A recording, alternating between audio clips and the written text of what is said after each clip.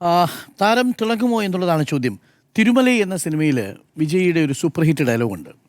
വാഴുക ഒരു വട്ടംഡ, തോക്കറവേൻ ജയിപ്പാൻ, ജയിപ്പവൻ തോക്കറവേൻ എന്നുള്ളതാണ്. എന്ന് പറഞ്ഞു കഴിഞ്ഞാൽ നിങ്ങൾ ജീവിതം എന്ന് പറയുന്നത് ഒരു വട്ടം പോലെയാണ്, ഒരു വൃത്തം പോലെയാണ്. അതിൽ തോക്കറവേൻ ജയിപ്പാൻ, നിങ്ങൾ ചിലപ്പോൾ തോക്കുന്നവൻ പിന്നീട് വിജയിക്കും. ജയിപ്പറവേൻ തോക്കൻ, ജയിക്കുന്നവൻ പിന്നീട് തോക്കും എന്നുള്ളതാണ്.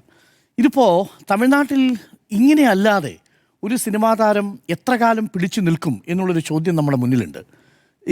ആ ഡയലോഗ് പോലെ തന്നെ നമ്മുടെ മുന്നിൽ MGRൻ്റെ ചരിത്രമുണ്ട്. MGR 10 വർഷം തമിഴ്നാട് രാഷ്ട്രീയത്തെ എങ്ങനെയാണ് കൊണ്ടുപോയത്, 77 മുതൽ 87 വരെ. പിന്നീട് അതിനുശേഷം താഴേക്ക് വീഴുന്നതും, അതിനുശേഷം DMK എന്ന് പറയുന്ന പ്രസ്ഥാനത്തിലൂടെ വീണ്ടും കരുണാനിധി ശക്തനാകുന്നതും, അവിടെ നിന്ന് ജയലളിത എങ്ങനെയാണ് ഏറ്റവും ഒടുവിൽ താഴേക്ക് വലിച്ചിറക്കപ്പെടുന്നതും, പിന്നീട് വീണ്ടും തിരികെ വരുന്നതും, ഓരോ 5 വർഷം ജയലളിതയും കരുണാനിധിയും ADMKയും DMKയും എന്ന മട്ടിൽ തമിഴ്നാടിൻ്റെ രാഷ്ട്രീയം മാറുന്നതും നമ്മൾ കണ്ടതാണ്. ഇതിനിടയ്ക്ക് ഒരേ ഒരു രാഷ്ട്രീയ നേതാവ് മാത്രമാണ്, ഒരേ ഒരു സിനിമാ താരം മാത്രമാണ് രാഷ്ട്രീയ മേഖലയിൽ അല്പമെങ്കിലും വെന്നിക്കൊടി പാടിച്ചത്. അത് നമ്മുടെ ക്യാപ്റ്റൻ എന്ന് വിളിക്കുന്ന വിജയകാന്താണ്, DMDK. ആ പാർട്ടിയുടെ ഒരു പ്രത്യേകത, 2005 രൂപം കൊള്ളുന്ന പാർട്ടി DMDK 2011 അന്ന് 7% വോട്ട് നേടി 29 സീറ്റുകളിലാണ് വിജയകാന്ത് വിജയിച്ചു വരുന്നത്. 2011 അന്ന് പ്രതിപക്ഷ കക്ഷിയുടെ തലപ്പത്തിരിക്കുകയാണ് നമ്മുടെ വിജയകാന്ത്. പക്ഷേ അടുത്ത 5 വർഷം കഴിഞ്ഞ് 2016 ആകുമ്പോൾ അതേ വിജയകാന്ത് ഉലിന്തർപേട്ട് എന്ന് പറയുന്ന മണ്ഡലത്തിൽ തോക്കുകയാണ് ചെയ്യുന്നത്.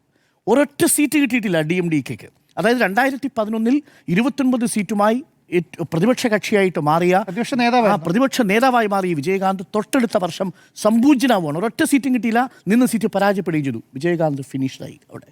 അപ്പോൾ ചരിത്രമുണ്ട്, നീണ്ട 10 വർഷം ജയലളിത അൾട്ടർനേറ്റീവായിട്ട് അല്ലെങ്കിൽ ADMK മാറി മാറി ഭരിച്ചൊരു ചരിത്രം നമ്മുടെ മുന്നിലുണ്ട്. ഇവിടേക്കാണ് കഴിഞ്ഞ 1967 DMK അധികാരം പിടിച്ചതിന് ശേഷം തമിഴ് രാഷ്ട്രീയത്തിൽ TVK എന്ന് പറയുന്ന ദ്രാവിഡ രാഷ്ട്രീയത്തിൻ്റെ സ്പർശമില്ലാത്തൊരു പാർട്ടി, അഥവാ ദ്രാവിഡ രാഷ്ട്രീയത്തിൻ്റെ പാരമ്പര്യമില്ലാത്തൊരു പാർട്ടി, വിജയ് എന്ന് പറയുന്ന ഒരു ഒറ്റ മനുഷ്യൻ്റെ ഫാൻ ബേസിൽ തമിഴ്നാട്ടിൽ അധികാരം പിടിച്ചിരിക്കുന്നത്. ഇതെങ്ങനെ വരും എന്നറിയാൻ ഒരുപാട് കൗതുകങ്ങൾ, ഒരുപാട് വെല്ലുവിളികൾ വിജയെ കാത്തിരിപ്പുണ്ട്. പക്ഷേ ഇന്നത്തെ ദിവസം ശരിക്കും പറഞ്ഞാൽ നിങ്ങളൊക്കെ പറഞ്ഞതുപോലെ വിജയുടെ ഒരു സൂപ്പർ ഹിറ്റ് സിനിമ സർക്കാർ എന്ന സിനിമ കാണുന്നത് പോലെ, മെർസൽ എന്ന സിനിമ കാണുന്നത് പോലെ, കത്തി കാണുന്നത് പോലെ, വിജയുടെ ഇപ്പോൾ ഏറ്റവും ഒടുവിൽ റിലീസ് ചെയ്ത ലിയോ അല്ലേ സിനിമ കാണുന്നത് പോലെ ഒരു അത്രയും വലിയ ആവേശം ഉണ്ടായിരുന്നു ആ സിനിമയുടെ ഓരോ രംഗം പോലെ.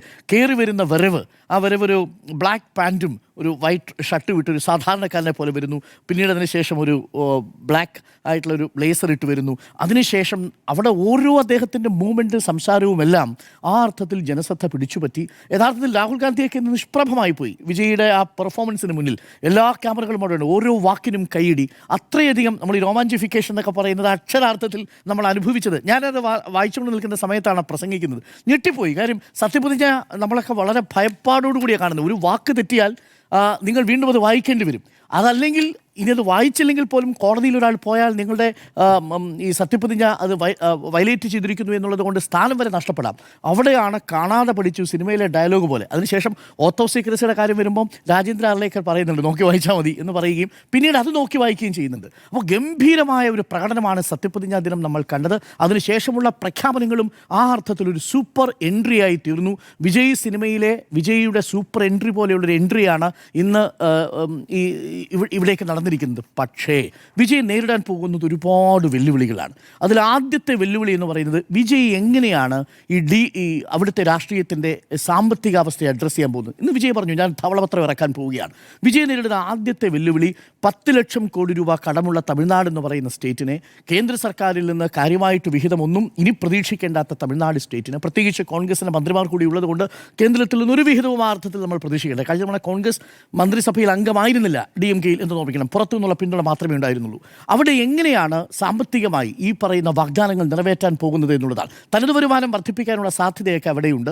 വളരെ കറപ്റ്റഡ് ആയിട്ടുള്ളൊരു സിസ്റ്റമായിരുന്നു എന്നുള്ളതാണ് പുറത്ത് പറയപ്പെടുന്നത്. DMK സർക്കാരാണെങ്കിലും ശരി, ADMK സർക്കാരാണെങ്കിലും ശരി, ദ്രാവിഡ രാഷ്ട്രീയം പറയുകയും എന്നാൽ പിന്നീട് കറപ്റ്റ് പ്രാക്ടീസസിലൂടെ അവരുടെ സാമ്രാജ്യങ്ങൾ വളർത്തുകയും ചെയ്യുന്ന തമിഴ്നാട് രാഷ്ട്രീയത്തിന് പകരക്കാരനാകാൻ പറ്റുമോ വിജയ് എന്നുള്ളതാണ് ആദ്യത്തെ ചോദ്യം. ആ സാമ്പത്തിക ഞെരുക്കത്തെ എങ്ങനെയാണ് നേരിടാൻ പോകുന്നത്? ധവളപത്രം ഇറക്കിയതിനു ശേഷം എന്ത് പ്ലാൻ ബി ആണുള്ളത്? അവിടെയാണ് അദ്ദേഹത്തിൻ്റെ ഭരണപരിചയത്തിൻ്റെ പ്രശ്നം. നേരത്തെ മാധു പറഞ്ഞത് വളരെ കറക്റ്റാണ്. 2, അദ്ദേഹത്തിൻ്റെ രാഷ്ട്രീയ പരിചയം എന്ന് പറയുന്നത് ഏതെങ്കിലും ദ്രവീഡിയ രാഷ്ട്രീയവുമായി ബന്ധപ്പെട്ടല്ല. നമുക്കറിയാം CN അണ്ണാദുരൈ അവിടെ DMK എന്ന് പറയുന്നൊരു രാഷ്ട്രീയ പ്രസ്ഥാനം തുടങ്ങുന്നത് പെരിയാറിൻ്റെ ചുവടുപിടിച്ചാണ്. പെരിയാർ രാമസ്വാമി നായ്ക്കരുടെ ഏറ്റവും പ്രധാനപ്പെട്ട ആശയം ജസ്റ്റിസ് പാർട്ടി കൊണ്ടുവരുമ്പോൾ ആ ആശയത്തിൽ നിന്ന് പിന്നീട് പിരിഞ്ഞുപോയി DK ആണ് സ്ഥാപിക്കുന്നത്. ദ്രാവിഡ കഴകം ആദ്യം പെരിയാർ സ്ഥാപിക്കുന്നു, അതിനുശേഷം ദ്രാവിഡ മുന്നേറ്റ കഴകമായി രാഷ്ട്രീയ പാർട്ടിയായിട്ട് അണ്ണാദുരൈ കൊണ്ടുവരുന്നു. പക്ഷേ അണ്ണാദുരൈക്കൊരു രാഷ്ട്രീയം അവിടെ ഉണ്ടായിരുന്നു. കോൺഗ്രസ് രാഷ്ട്രീയത്തിൽ നിന്ന് ഖദർ ധരിച്ച് നടന്ന കുറച്ച് മനുഷ്യരെ DMKയുടെ കൂടെ കൂട്ടുന്നു. കാമരാജിനെതിരായി നിന്ന മനുഷ്യരെയും, കാമരാജ് അവിടെ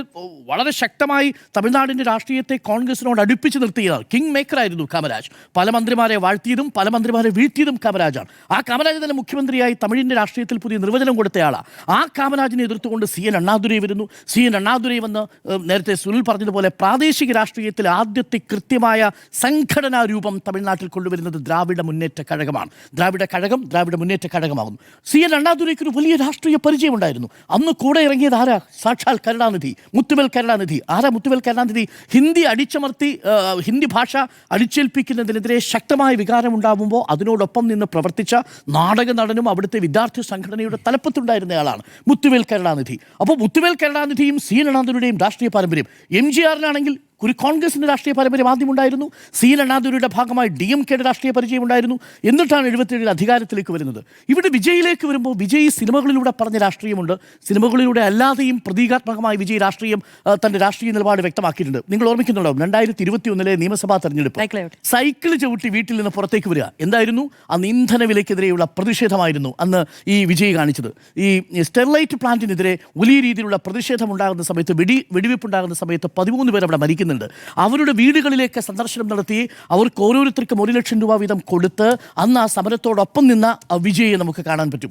ജല്ലിക്കെട്ട് നിരോധനം വരുന്ന സമയത്ത് പ്രതിഷേധക്കാർക്കിടയിലൂടെ മുഖം മറച്ചുപോയ വിജയെ നമുക്ക് കാണാൻ പറ്റും. അങ്ങനെ നിരവധി സമരമുഖങ്ങളിൽ വിജയ് ഉണ്ടായിരുന്നു. പക്ഷെ ആ രാഷ്ട്രീയമെല്ലാം ഈ പെട്ടെന്ന് അവസാനിക്കുന്ന ജനകീയ മനുഷ്യാവകാശ രാഷ്ട്രീയത്തിൻ്റെ പക്ഷത്താണ് നിൽക്കുന്നത്.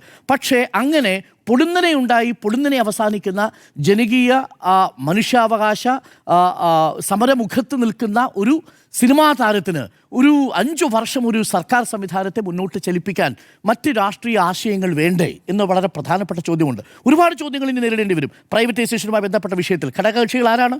CPM ഉണ്ട്, CPI ഉണ്ട്, മുസ്ലിം ലീഗ് ഉണ്ട്, കോൺഗ്രസ് ഉണ്ട്. ഇതിൽ കോൺഗ്രസ് ഒഴിച്ച് ബാക്കി 3 പാർട്ടികൾക്കും കൂറ് ആർക്കാണ്? ആ കൂറ് DMKയ്ക്കൊപ്പം കൂറുള്ളവർ കൂടിയാണ് ഇവർ 3 പേര്. അപ്പോൾ DMKയ്ക്കെതിരെ ശക്തമായൊരു നിലപാടെടുക്കുമ്പോൾ CPM-ൻ്റെയും CPI-യുടെയും മുസ്ലിം ലീഗിൻ്റെയും നിലപാട് വളരെ പ്രധാനപ്പെട്ടതാണ്. ഇവരിൽ ഏതെങ്കിലും 2 പാർട്ടി പിന്തുണ പിൻവലിച്ചാൽ ന്യൂനപക്ഷമാവും. അവിടെ കാത്തിരിക്കാൻ രാജേന്ദ്ര ആർലേക്കർ 118-ൽ 100 സീറ്റ് കുറയാൻ വേണ്ടി. അപ്പോൾ DMKയ്ക്കെതിരെ ഒരു ശക്തമായ നിലപാടെടുക്കുന്നതിന് ഈ ഘടകകക്ഷികളുടെ തടസ്സമാകുമെന്നുള്ളതാണ് രണ്ടാമത്തെ പ്രധാനപ്പെട്ട കാര്യം. രാഷ്ട്രീയമായ അദ്ദേഹത്തിനൊരു എങ്ങനെയാണോ ഇപ്പോൾ ആം ആദ്മി പാർട്ടി നേരിടുന്ന ഒരു അസ്തിത്വ പ്രശ്നം അത് ഉണ്ടാവാതിരിക്കട്ടെ എന്നതാണ് നമ്മൾ ആഗ്രഹിക്കുന്നത്.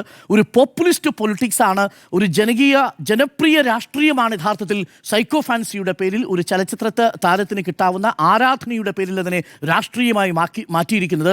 ഒരു കറപ്റ്റ് ഫ്രീ സർക്കാരൊക്കെ കൊണ്ടുവരാൻ പരമാവധി ശ്രമിക്കും. പക്ഷേ അപ്പോഴും നമ്മൾ നേരത്തെ പറഞ്ഞ ആ പ്രശ്നം അവിടെയുണ്ട്. ആദവ് അർജുന എന്ന് പറയുന്നത് സാന്റിയാഗോ മാർട്ടിൻ എന്ന് പറയുന്ന വലിയ ലോട്ടറി ഭീമൻ്റെ മരുമകനാണ്. ആ സാന്റിയാഗോ മാർട്ടിൻ്റെ അമ്മായിയമ്മ എന്ന് പറയുന്നത് തമിഴ്നാട്ടിലെ തന്നെ അണ്ണാ DMKയുടെ MLA ആണ്. ആ ആദവ് അർജുനയുടെ അളിയൻ എന്ന് പറയുന്നത് പുതുച്ചേരിയിൽ പണ്ട് BJP അനുകൂല നിലപാടെടുത്ത ഒരു MLA ആണ്. അപ്പോൾ ഇങ്ങനെയൊക്കെയുള്ള ഒരുപാട് ബന്ധങ്ങൾ തമിഴ്നാട്ടിലുണ്ട്. ഇതിനെയൊക്കെ എങ്ങനെയാണ് വിജയം മറികടക്കുക എന്നത് കൗതുകമുണ്ട്. ആദ്യത്തെ പ്രഖ്യാപനങ്ങളൊക്കെ ഉഷാറായി. ആദ്യം അധികാരമേറ്റ് 200 യൂണിറ്റ് വൈദ്യുതി സൗജന്യമാക്കി മാറ്റി. സ്ത്രീ സുരക്ഷയ്ക്കും ലഹരി വിരുദ്ധ സ്ക്വാഡിനുമായിട്ട് ഓരോ ജില്ലകൾ തോറും സ്ക്വാഡുകൾ രൂപീകരിക്കുന്നു പറഞ്ഞു. സ്ത്രീ സംരക്ഷണത്തിന് വേണ്ടിയുള്ള പദ്ധതികൾ കൊണ്ടുവരുന്നു. ഇതൊക്കെ കയ്യടി കിട്ടുന്ന പ്രഖ്യാപനങ്ങളാണ്. പക്ഷേ ഇത് എത്രത്തോളം കൊണ്ടുപോകും എന്നുള്ളതാണ്. ഒരുപക്ഷെ വിജയ് ആ ട്രാക്ക് റെക്കോർഡ് തെളിയിച്ചാൽ വിജയെ പിന്നെ താഴെ ഇറക്കാൻ കഴിയില്ല. കാര്യം ഒന്ന്, വിജയുടെ ആ ഫാൻ ബേസ് അവിടെയുണ്ട്. വിജയുടെ പ്രസൻറ്റേഷൻ സ്കില്ല് നമ്മൾ കണ്ടതാണ്. വിജയ് ഇനി BJP-യുമായിട്ട് ഏറ്റുമുട്ടാൻ പോകുന്നത് എങ്ങനെയാണെന്ന് നമ്മൾ കാത്തിരിക്കുന്നു. പ്രത്യേകിച്ച് രാജേന്ദ്ര ആർലേക്കർ 4 തവണയാണ് ലോക് ഭവനിലേക്ക് ഈ നമ്പറിന്റെ പേരിൽ വിളിച്ചു വരുത്തിയത്. റൊമാൻറ്റിഫിക്കേഷൻ എന്ന് പറഞ്ഞ ഒരു മൊമെന്റ് ഇന്ന് അർലേക്കറുടെ ശബ്ദത്തിന് ശേഷം അദ്ദേഹത്തിന്റെ ശബ്ദം മുഴങ്ങുമുണ്ടാകുന്ന കയ്യടിയാ, മറുപടിയാ. അത്രയും ഉച്ചത്തിലാണ് പറയുന്നത്. അത്രയും വെയിറ്റ് ചെയ്ത് 4 തവണയാണ് നടത്തിയത്. സ്മൃതി നോക്കൂ, ഇത് കർണാടകയിൽ സംഭവിച്ചിട്ടില്ല, വേറൊരു സംസ്ഥാനത്ത് സംഭവിച്ചിട്ടില്ല.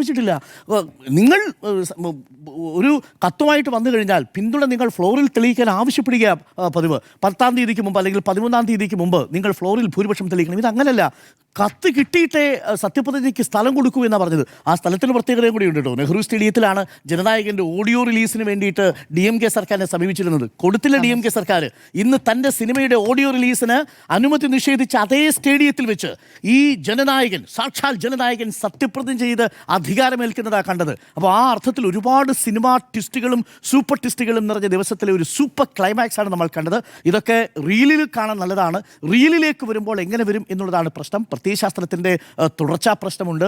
അതേപോലെ സാമ്പത്തിക സ്ഥിതി വളരെ ദുർബലമാണ് എന്നൊരു പ്രശ്നം ഇരിക്കുന്നു. ഒപ്പം കൂട്ടിയിരിക്കുന്ന ഘടകകക്ഷികളുടെ ഭാഗത്തു നിന്നുണ്ടാകുന്ന സമ്മർദ്ദം, ഇതിനെയൊക്കെ എങ്ങനെയാണ് വിജയ് അതിജീവിക്കുക എന്നതാണ് ഏറ്റവും പ്രധാനപ്പെട്ട പ്രശ്നം. അതൊക്കെ വിജയ്ക്ക് അതിജീവിക്കാൻ കഴിയുമെന്നുള്ള ശുഭപ്രതീക്ഷയോട് കൂടി തന്നെയാണ് നിൽക്കുന്നത്. കാര്യം തമിഴ് രാഷ്ട്രീയം ഒരു ശുദ്ധീകരണം ആവശ്യപ്പെടുന്നുണ്ട്. തമിഴ് രാഷ്ട്രീയം പക്ഷെ അതേപോലെ ഒറ്റ കാര്യം കൂടി പറഞ്ഞ് അവസാനിപ്പിക്കാം. കേന്ദ്രത്തിൽ ഇന്നിപ്പോൾ BJPക്കെതിരെ, മോദിക്കെതിരെയുള്ള ഏറ്റവും ശക്തമായ മുഖമായിരുന്നു സ്റ്റാലിൻ. ആ സ്റ്റാലിൻ്റെ ആ സ്ഥാനത്തേക്ക് വരാൻ വിജയ്ക്ക് കഴിയുമോ എന്നതും മറ്റൊരു പ്രധാനപ്പെട്ട വെല്ലുവിളിയാണ്. മമതയ്ക്കൊപ്പം മമത ഇന്നില്ല, നിതീഷ് കുമാർ ഇന്നില്ല, നവീൻ പട്നായിക് ഇന്ന് BJPക്കെതിരെ ശക്തമായ ഒരു മുഖമേ അല്ല, ചന്ദ്രശേഖർ റാവു നമ്മുടെ മുന്നിലില്ല, അരവിന്ദ് കെജ്രിവാൾ ഇല്ല, പിണറായി വിജയൻ്റെ പാർട്ടി കേരളത്തിൽ പ്രതിപക്ഷത്തായി. മോദിക്കെതിരെ ഇന്നിപ്പോൾ ശക്തനായ ആരുണ്ട് എന്ന് ചോദിച്ചാൽ ആ ഒരു അവസരം കൂടി വിജയ്ക്ക് മുന്നിൽ തുറന്നിരിക്കുന്നു. ഞാൻ ഇവിടെയുണ്ട് എന്ന് പറയാൻ ഉണ്ട്, ഐ ആം വെയിറ്റിംഗ് എന്ന് കേന്ദ്രത്തോടു കൂടി പറയുമോ വിജയ് എന്നുള്ളതാണ് നമുക്ക് കാത്തിരുന്ന് കാണാം. എന്തായാലും വിജയ്ക്കും TVKയ്ക്കും ഇന്നിപ്പോൾ സത്യപ്രതിജ്ഞ ചെയ്ത എല്ലാ മന്ത്രിമാർക്കും സ്നേഹാഭിവാദ്യങ്ങളും ആശംസകളും.